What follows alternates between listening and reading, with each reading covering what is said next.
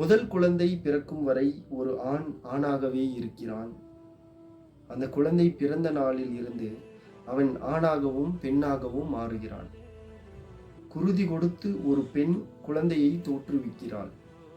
குருதி இருக்கும் வரை ஆண் அவனையோ அவளையோ வளர்த்தெடுக்கிறான். என் அப்பா கோபத்தில் அந்த பரந்தாமனையே மிஞ்சுவார். என்னிடம் வந்து வேண்டாம் சாமி என கெஞ்சுவார். கடலின் ஆழம் என்ன, விண்வெளியின் ஆழம் கூட தெரியும் படித்தவன் என்பதால்.